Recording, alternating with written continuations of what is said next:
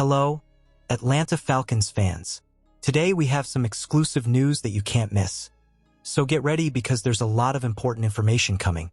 Before we start, we'd like to take the opportunity to subscribe to the channel, activate the bell, and stay up to date with all the news about our Atlanta Falcons. Don't forget to leave a like, which really strengthens our community and helps bring this content to those who are most passionate about the team. Now, without further ado, let's get straight to today's news. Falcons projected to double down on critical offseason need. The Atlanta Falcons entered the NFL offseason with just 4 draft picks in the 2025 draft class. That's not a lot of draft capital to fill the team's needs. But even with a few picks, Pro Football Focus Josh Liskiewicz predicted the Falcons would devote 2 of their selections to adding edge rushers. In a Falcon-specific mock draft, Liskiewicz had Tennessee tight end James Pierce at number 15 overall. Reports of Pierce's disappointing 2024 season were greatly exaggerated. He generated 59 total pressures, 6 more than his 2023 total, despite rushing the passer just 8 more times, Liskiewicz wrote. He also took a significant step forward in run defense, improving his grade by 17 points and not missing a single tackle in run support. The PFF analyst then projected the Falcons to select another edge rusher, David Walker of Central Arkansas, at number 117 overall in the 4th round. Walker has been one of the most consistent pass rushers in the FCS over the past 3 seasons, racking up 38 sacks and 161 total pressures during that span. Pierce has been one of the most popular selections for the Falcons in first-round mock drafts this offseason. Pro Football Sports Network has been one of the most vocal proponents of Pierce landing in Atlanta, as several PFN February mock drafts projected Pierce to the Falcons. Pierce recorded 7.5 sacks with 13 tackles for loss in 13 games for the Volunteers last season. He had 10 sacks and 15 tackles for loss in the same amount of games during 2023.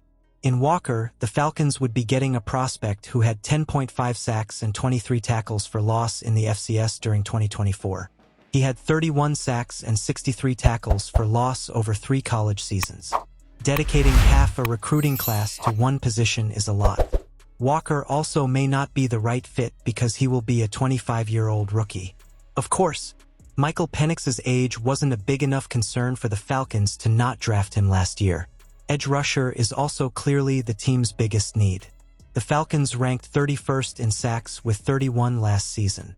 They haven't had an above-average pass rush since the team last made the postseason in 2017. With Pierce and Walker, the Falcons would be getting one of the best edge rushers and a top-tier prospect in the 2025 draft. Bleacher Report's Matt Holder argued that Walker is a high-flying player who is worth taking on day 3 of the draft. The Falcons hold the number 15, 46, 117, and 244 picks in the 2025 NFL Draft. It's a distinct possibility that the team could use all 4 of those selections on defense. The AJC's D.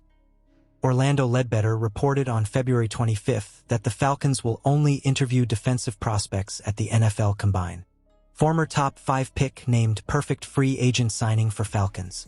Based on the tea leaves from the NFL Combine, the Atlanta Falcons could target an edge rusher early in the 2025 NFL Draft. It's possible they could even draft 2 at the position. But because edge rushing is such a big need for the Falcons, drafting a prospect at the position wouldn't necessarily rule out also signing a pass rusher. Bleacher Report's Gary Davenport argued on February 24th that Dante Fowler would be a perfect addition for Atlanta. The team needs to do something about its anemic pass rush, something more effective than last year's acquisition of Matthew Judon, Davenport wrote.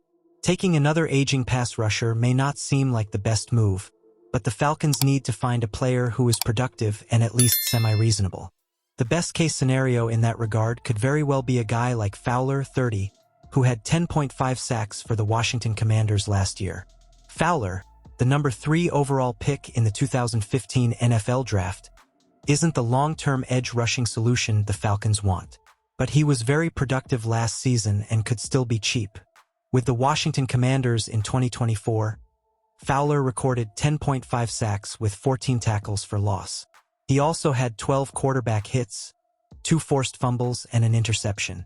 Fowler played on a one-year, $3.25 million contract in 2024. Spotrac projected his market value this offseason at around $3.25 million. $15.5 million on a 3-year deal. Spotrac ranked the Falcons with the 5th least amount of cap space. But after some off-season cuts, they could realistically afford Fowler. If interested, the Falcons would be looking for Fowler to provide what veteran Matthew Judon didn't provide for Atlanta's defense last season. The Falcons gave up a 3rd-round draft pick for Judon in a trade last August. But Judon had just 5.5 sacks and 7 tackles for loss in 17 games. With Fowler, the Falcons could have a bridge edge rusher until whoever the team takes in the 2025 draft is ready to go. Many NFL mock drafts have projected Atlanta to select edge rusher James Pierce or Mike Green at number 15 overall. The Falcons are also hoping that the 3 defensive linemen they drafted last year, Rook Orhororo, Bralon Trice, and Brandon Dorlus, will develop during their sophomore seasons. Atlanta hasn't drafted an edge rusher in the 1st round since 2017, so it wouldn't be a huge surprise if the organization passes on that group again. But the Falcons will only interview defensive prospects at the NFL Combine.